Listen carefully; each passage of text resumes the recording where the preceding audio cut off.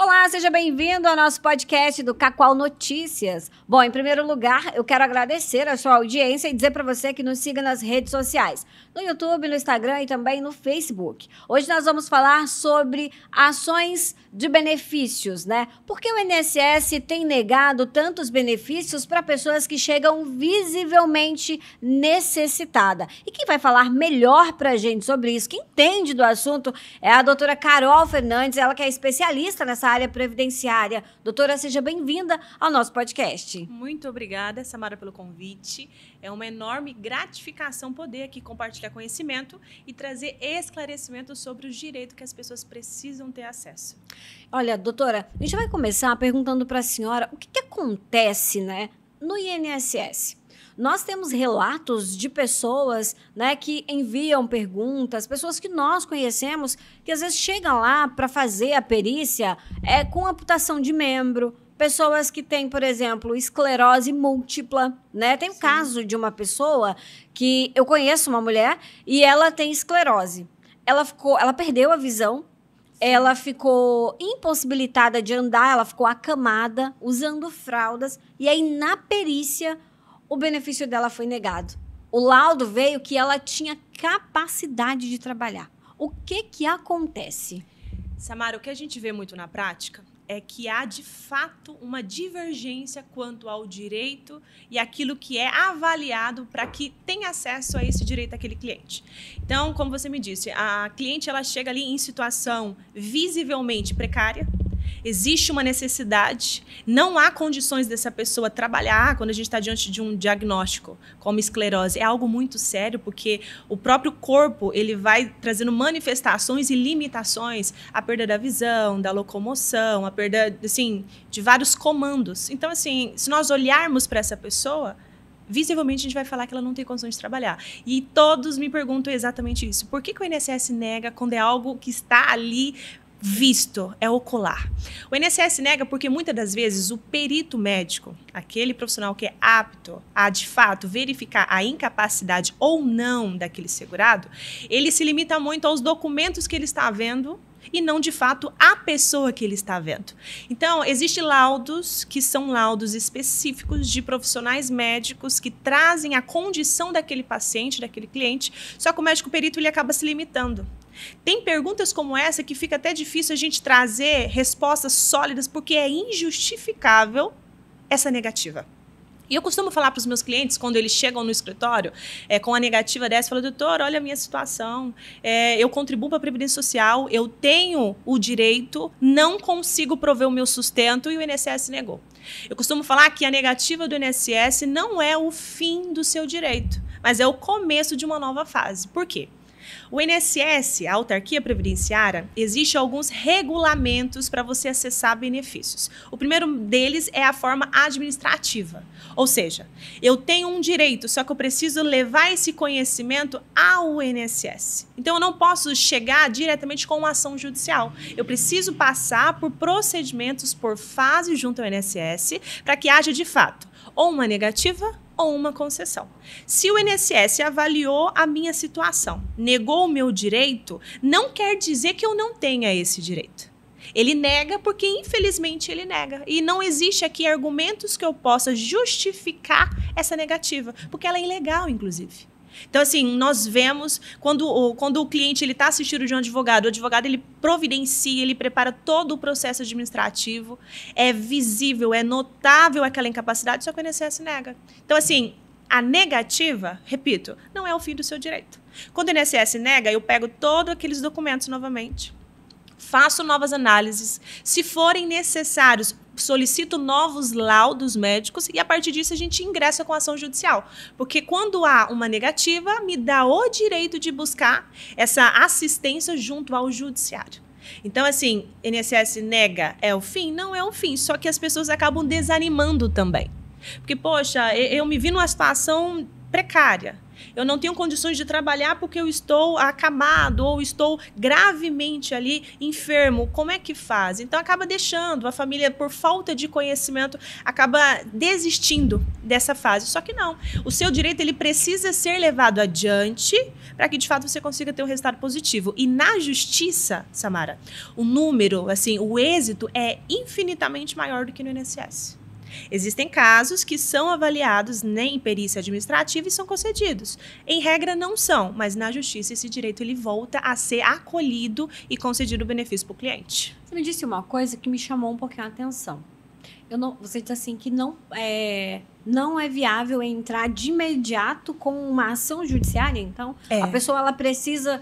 Como se a gente pode dizer, ela esgotou todos os recursos próprios para poder ingressar com uma ação judiciária? É exatamente isso. Porque, assim, a legislação ela traz o seguinte, precisa ter o prévio indeferimento administrativo. Ou seja, o INSS tem que tomar conhecimento do seu pedido. Tanto é que, quando a gente entra e faz pesquisas, por exemplo, qual é o benefício que mais aposenta hoje no Brasil? Um dos benefícios mais concedidos por incapacidade são problemas ortopédicos como coluna.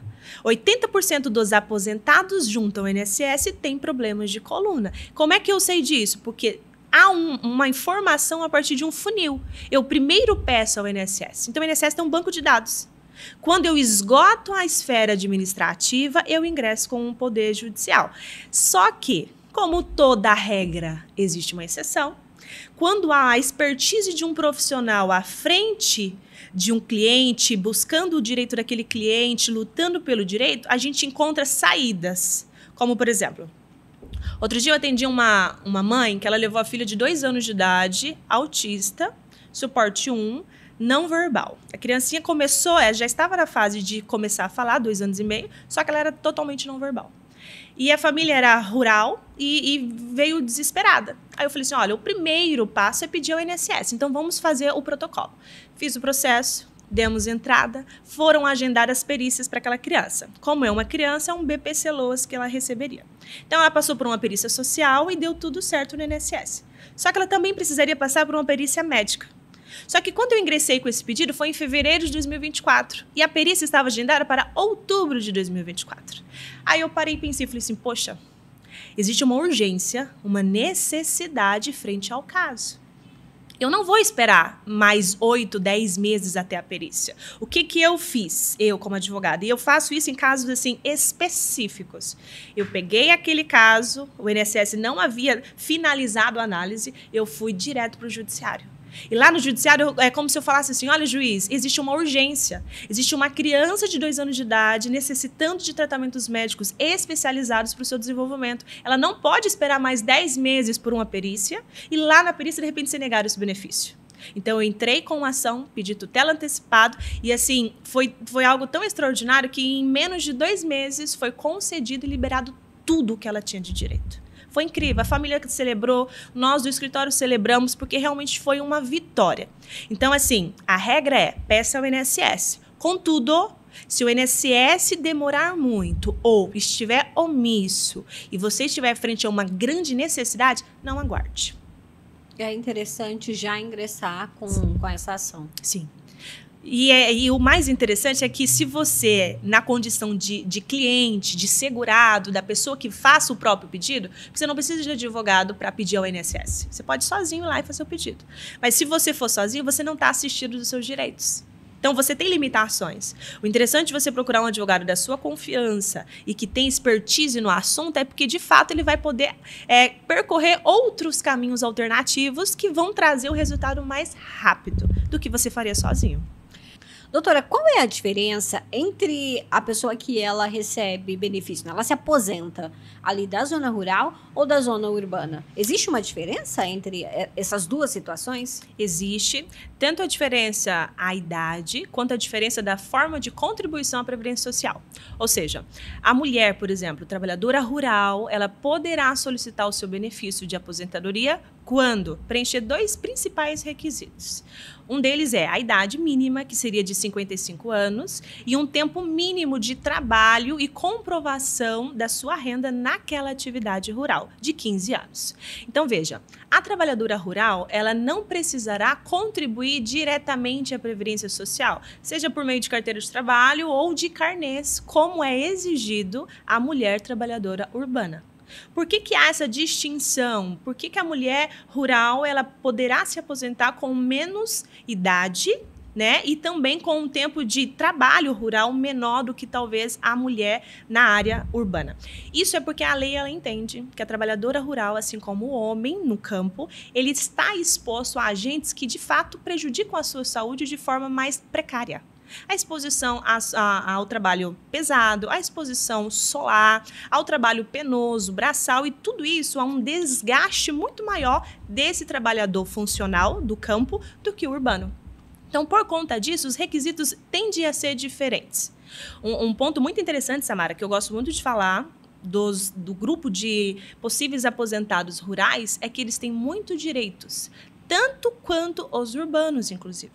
Por exemplo, o trabalhador rural que se acidentar na sua lida do campo, igual eu já atendi vários. Eu estava ali, de repente, fazendo um trabalho de plantio, me acidentei, ou eu estava fazendo um trabalho de colheita, me acidentei. Ele também terá direito a benefícios por incapacidade. A mulher do campo que engravidar, ela também terá direito ao salário maternidade, ainda que não contribua para a Previdência Social de maneira direta. Então, a lei, ela, de fato, ela consegue trazer esse benefício para o trabalhador rural porque ele está exposto a uma dificuldade social, a uma diferença social do urbano, e não deixa de ser assistido. E eu vejo assim, muitos não têm acesso a essas informações e, por conta disso, ficam a vida inteira trabalhando, às vezes doente, e não buscam o seu direito porque não sabem que têm direito a todos esses benefícios.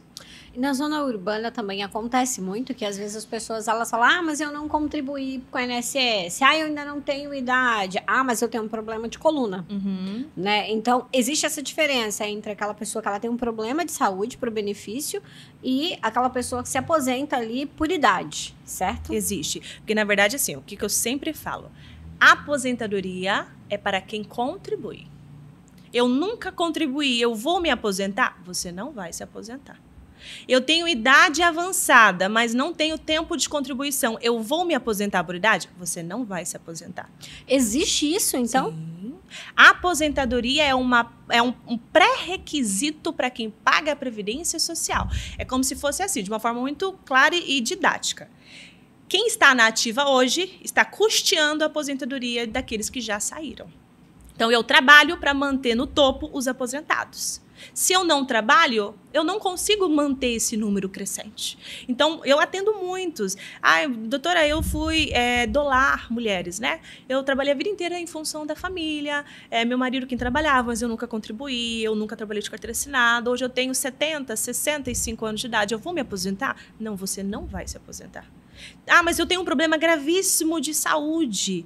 Eu vou me aposentar? Então, assim, é muito esclarecedor o que eu vou falar aqui, porque a aposentadoria é para aqueles que contribuem. Eu não contribuo, eu não me aposento. Aí você me pergunta, mas como fica esse grupo de pessoas, então, doentes, idade avançada? Existe, de fato, um único benefício que os assiste, que é o BPC-Loas.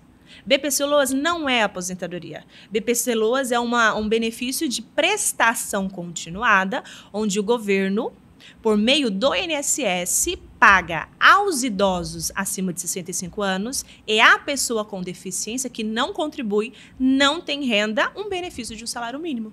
Mas não é uma aposentadoria. Ele pode ser cortado, então, em algum momento ali, ele pode ser cortado, ou essa pessoa pode perder, ou ele é definitivo? Não, o BPC-Loas não traz estabilidade definitiva. Tanto é que, nessas operações pente fino que a gente ouve muito falar na TV, um dos benefícios mais frágeis é o BPC-Loas. Porque, veja, ontem, inclusive, eu atendi uma mãe com uma criança de 4 anos e ela fez exatamente essa pergunta. Doutora, mas minha filha nunca vai se aposentar? Eu falei, olha, ela tem uma deficiência. Hoje, ela é uma criança e nós vamos conseguir para ela um BPC Loas. Eu não sei qual vai ser o desenvolvimento dela na vida adulta. Se um dia ela contribuir, ela tem chance de se aposentar. Agora, se ela nunca contribuir, ela sempre vai receber o BPC Loas. E esse BPC Loas pode ser cortado a qualquer momento. Sem aviso prévio. Sem aviso prévio. Pode ser cortado desde que, por exemplo, o governo queira cortar. Pode ser cortado a partir do momento que o grupo familiar mudou. Existem muitos casos dessa maneira, porque um pré-requisito para o BPC Loas é o cadastro único. Esse cadastro único é uma ficha interligada em que a família tem que declarar quantas pessoas vivem sobre aquele mesmo teto e qual é a renda desse grupo familiar. Então, em regra, tem uma pessoa que trabalha de carteira assinada com um salário mínimo e existem 5 pessoas dentro da casa. Então, um salário mínimo para 5, eles se encaixam com um grupo de baixa renda. Então, se existe nesse grupo de 5 pessoas alguém com deficiência, esse alguém pode solicitar o BPC Loas. Contudo, se esse grupo muda e ao invés de uma pessoa de carteira assinada, tenham 2 de carteira assinada e a renda muda, pode ser cortado o benefício sem aviso prévio. Por quê? Existe uma relação, uma interligação de todas as informações com a Receita Federal. Então, a partir do momento que eu contribuo, eu gero renda. Se eu gerei renda, entende-se que eu não estou mais num estado de miserabilidade. Então, eu não preciso desse benefício. Então, existe esse critério que deve ser analisado. Entendi. Mas, tá, vamos supor que nessa família existe aí 2 pessoas de carteira assinada, porém, essa pessoa que tem esse problema de saúde, ela tem um custo alto de medicação. E aí entra essa parte onde o advogado ele pode entrar com uma ação, né? A pessoa pode procurar um advogado e entrar com uma ação para que ela continue recebendo. Sim. E aí nós voltamos na primeira pergunta que você me fez. Por que o INSS nega? Ele vai negar esse grupo familiar. Como eu disse lá no início do nosso podcast, eu preciso primeiro pedir ao INSS. O INSS ele vai negar. Mas, em contrapartida, eu tenho uma relação de despesas exorbitantes que não conseguem ser supridas por 2 pessoas de carteira assinada, de um salário mínimo. Eu tenho despesas com fralda geriátrica, eu tenho despesas com medicação, com tratamentos, com internação, com isso, com aquilo. Então, por isso que o advogado, mais uma vez, ele tem um papel fundamental nesse trabalho de conseguir um benefício. Porque ele vai conseguir instruir, buscar provas para que a gente comprove que não há equilíbrio entre o que eu ganho e o que eu gasto. Se o que eu gasto é maior do que o que eu ganho, eu preciso ser assistido pelo governo. Então, isso é uma estratégia. A gente pede vários documentos, a gente cria um cenário no judiciário, porque o INSS já negou esse benefício, no judiciário para que haja esse convencimento ao magistrado. É como se você dissesse assim, olha, juiz, eu estou diante de uma família que receba aí 2 salários mínimos, mas uma despesa mensal de, sei lá, de R$6.000. Eu recebo 3, mas eu gasto 6, porque além do tratamento médico, eu tenho que colocar na ponta da caneta despesas básicas, alimentação. Eu preciso, às vezes, essa família paga um aluguel, essa família precisa pagar uma conta de água, de luz. Então, assim, não dá para sobreviver. Ainda que eu não me encaixe na renda per capita, não dá para eu sobreviver tendo essa despesa. E uma observação, as pessoas não sabem muito disso, só que eu acho muito interessante falar. Quando eu trato de BPC Loas, eu estou falando que não é uma aposentadoria. Existiu recentemente uma alteração que agora é possível 2 pessoas do mesmo grupo familiar receber o BPC Loas. Ou seja, eu tenho um filho com deficiência e ele já recebe. Eu descobri que eu tenho um outro filho com deficiência também. A renda desse primeiro, do BPC Loas, não compõe a renda per capita da família. Então, se existir 2 pessoas com deficiência, eu poderei pedir também o benefício para eles. Isso é um avanço grande, Muito. né? Porque antigamente não poderia. Não poderia. E aí a família ela tinha que ficar ali à Escolhendo. mercê dessa situação, né? Tipo, e agora? Quem que eu atendo, Exatamente. né? Quem que eu cuido? Doutora, você tocou num ponto muito importante falando sobre questões de aposentadoria. Existem hoje no mercado de trabalho muitas pessoas que não têm carteira assinada, ou seja, ela não contribui. Porém, ela é contratada por empresas como CNPJ. E lá no CNPJ, ela paga o imposto do CNPJ. Isso também conclui-se que essa pessoa que paga ali esse imposto do CNPJ é também uma contribuição previdenciária ou não? Vai depender muito, porque existem vários regimes de contribuição. O que eu costumo falar quando eu estou diante, por exemplo, de um cenário em que eu vejo que não é um benefício por incapacidade? Porque o benefício por incapacidade, a dinâmica para a gente fazer o pedido é uma. Qual seja, eu preciso ter um mínimo de contribuição e uma enfermidade, uma doença ou um acidente que traga limitação para aquela pessoa. Quando eu estou diante de uma pessoa com idade avançada, que queira se aposentar, o que eu faço, assim, por questão de segurança e por trazer mais esclarecimento, eu faço um estudo previdenciário. É o que eu chamo de planejamento previdenciário. É como se eu colocasse na tela do meu computador a vida daquela pessoa contributiva. Eu falo assim, olha, seu João, o senhor teve uma contribuição em 1994, o senhor teve outra em 2000, o senhor teve outra em 2011, outra em 2020 e veio contribuindo até agora. Juntando tudo isso, o senhor tem um número X de contribuição. O senhor hoje está com tal idade, falta quanto tempo? Então, assim, eu consigo matematizar qual é a real situação do seu João. Então, eu trago para ele um cenário em que ele vai visualizar qual é a realidade dele. E, a partir disso, a gente desenha também qual é o melhor benefício para o seu João. Por quê? Eu estou diante de uma pessoa que eu sei a idade, eu sei o tempo de contribuição e sei também qual vai ser a expectativa de salário de aposentadoria dele. Então, respondendo isso, se o seu João a vida inteira trabalhou numa informalidade, ou foi um autônomo, ou foi um microempreendedor, eu preciso estudar essa vida contributiva dele.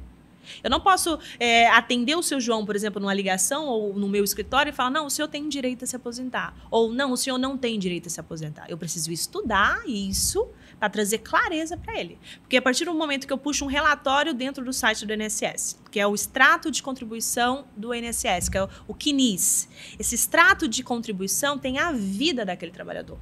Eu sei quais empresas ele passou, eu sei quanto tempo ele trabalhou como autônomo, eu sei qual é a forma que ele contribuiu para a Previdência, eu sei os períodos que ele deixou de contribuir para a Previdência. Então, tudo isso eu vou somatizar e consigo passar para ele um relatório, um estudo, que é o planejamento previdenciário. Então, traz muito mais segurança para o meu trabalho ser assertivo, quanto para ele também não criar expectativas erradas. Isso é muito bom. Você tem sempre informação, né, na palma da mão. Olha, doutora, estamos conversando aqui com a senhora e eu quero te dizer o seguinte. A gente sabe que o Brasil, ele, né, a cada dia que passa, as coisas vêm se afunilando, né? Olha só o preço do café, né? A gente que gosta de um cafezinho, né? A gente já tem que estar aqui contando as gotinhas do café, né? Um café de qualidade, um café bom. Haja vista que o nosso estado de Rondônia é o melhor, né, em produção de café, que já se pode falar e que acumula grandes premiações. Mas nesse viés também nós temos em contrapartida a energia. Lá na sua casa, tem placa solar, doutora? Agora tem. Olha só, tá vendo? A doutora, né, já está antenada. E é por isso que eu quero falar pra você da Extrasol Energia Solar. Assim como a doutora Carol tem placa solar lá na casa dela, você, como que tá a sua situação? Aí na sua casa, tá pagando uma conta de energia alta? Você sabia que a Extrasol tem soluções incríveis para você? Você consegue ter na sua casa energia solar de qualidade, além de preservar o meio ambiente, através de facilidades. Você pode fazer um financiamento para você ter essa energia de qualidade lá na sua casa. E olha, você tem uma economia de até 90%. Esse valor de 90%, ele volta para você. Se você colocar aí na ponta da caneta, vamos supor, em um ano, a quantidade que você pagava de energia com a energia solar, olha, você já consegue planejar a sua viagem dos sonhos com essa economia. Então, você que ainda não conhece a Extrasol, eu te convido, né, a conhecer a Extrasol, esse sistema de energia solar que é de altíssima qualidade, e nós temos representante aqui no município de Cacoal, atendemos em todo o estado de Rondônia. Olha, o telefone já está aqui na tela para você que tem dúvidas. Entre em contato com o grupo de atendimento da Extrasol Energia Solar e venha você também fazer parte do grupo de pessoas que tem economizado muito e tem garantido aí uma energia de qualidade na sua residência. Doutora, vamos voltar a falar aqui de coisa boa, porque hoje, né, o nosso podcast, ele tá assim, recheado de coisa boa, de informação, porque nós precisamos de informação. É importante a gente ter informação, porque quando a gente é munido de informação, a gente não tem os nossos direitos lesados. E é por isso que nós trouxemos a doutora Carol Fernandes, que é especialista na área previdenciária. Doutora, olha, outra coisa que eu quero perguntar para a senhora é o seguinte: quem acompanha, por exemplo, lá na minha casa eu tenho uma pessoa que tem autismo e eu não consigo trabalhar porque ela tem um grau ali, né, um grau 3, um grau de autismo severo, que ele precisa, né, dos meus cuidados ali 24 horas e eu não posso trabalhar. Como que fica essa situação? Quem é cuidador também tem direito a algum benefício? Samara, existe uma única forma de você aumentar o seu benefício, que é um adicional de 25%. Talvez você já tenha ouvido falar, ou muitos aqui nunca ouviram falar. Esse adicional de 25%, ele pode integrar o seu benefício, só que ele tem uma particularidade. Ele só pode ser acrescido ao benefício de aposentadoria por invalidez. Então, por exemplo, se eu tenho, igual você disse, uma criança com autismo, essa criança, ela depende, né, ela demanda muito, geralmente, da mãe. E aí você vira e fala, essa mãe poderá receber esses 25%? Não. Por quê? Porque o adicional de 25% é para o aposentado por invalidez. Aí retomamos o que eu acabei de falar. Criança não se aposenta, porque nunca contribuiu. Então, se eu estou diante de uma criança, ela não poderá solicitar esse adicional. Contudo, se eu estiver diante de uma pessoa que esteja recebendo uma aposentadoria por invalidez, que é a deficiência, né, de forma permanente, e essa pessoa comprovar que ela demanda de muitos cuidados, de assistência 24 horas, esse adicional poderá ser acrescido. Observando que o adicional, as pessoas acham que é para o cuidador. Só que esse adicional, ele integra o benefício daquela pessoa que está aposentada. Então, é a única possibilidade, inclusive, de você ultrapassar o teto da Previdência Social. Por exemplo, se eu estou com uma pessoa aposentada por invalidez e receba o teto da Previdência Social hoje, seja 8.600 e alguma coisa, e eu comprovar que essa mesma pessoa, ela demanda e ela tem direito aos 25%, eu poderei acrescentar os 25% a esses 8.000 e o salário dela vai ser ultrapassado ao teto e não há nenhum problema. Só que não é para o cuidador, é para a pessoa com deficiência e as suas despesas, as suas ali necessidades. Então essa observação ela é muito importante porque as pessoas acham, eu cuido do meu marido. Eu tive um caso desse no escritório. Eu aposentei por invalidez um cliente, a esposa deixou de trabalhar fora para cuidar dele porque ele demanda 24 horas de assistência. Nós entramos depois da aposentadoria com pedido de adicional, nós conseguimos. Só que eu deixei claro, esse benefício ele não vai vir para a conta da cuidadora. Não é solicitado por ela. Ele é algo que integra a aposentadoria daquela pessoa que demanda. Então, o único caso e possibilidade de ter esse adicional é para aqueles que sejam aposentados por invalidez. Olha, é importante também a gente esclarecer esse assunto, porque muitas pessoas, elas acham, né, que vão conseguir ter esse direito, porque cuida do esposo, cuida do filho, cuida da mãe, cuida de alguém, vai ter esse direito por ter deixado de trabalhar para cuidar dessa pessoa. Então, a gente já sabe que não tem esse direito, mas tem aí essa possibilidade de acrescer esses 25% nesse benefício para a pessoa que já tem a assistência. Doutora, eu quero te agradecer. Hoje nós tivemos uma entrevista muito valiosa, com muita informação. Vocês podem seguir a doutora Carol Fernandes lá no Instagram também, Sim. né? ADV Carol Fernandes, né? A advogada Carol Fernandes. Siga ela lá no Instagram também, sempre com muitas informações para vocês. Lá no Instagram dela tem muito conteúdo, viu, gente? Vocês podem acompanhar lá. E aproveite também e nos siga aqui nas redes sociais, que nós sempre temos muitas informações para vocês. Doutora, muito obrigada pela sua participação. Samara, eu que agradeço o convite mais uma vez. É sempre um imenso prazer poder estar aqui, trazendo esclarecimentos e informação à sociedade que precisa. E, de fato, não deixem de buscar o direito de vocês. Tenham a assistência de um advogado da sua confiança, que tenha expertise no assunto para que possa te auxiliar a receber aquilo que lhe é direito. Muito obrigada.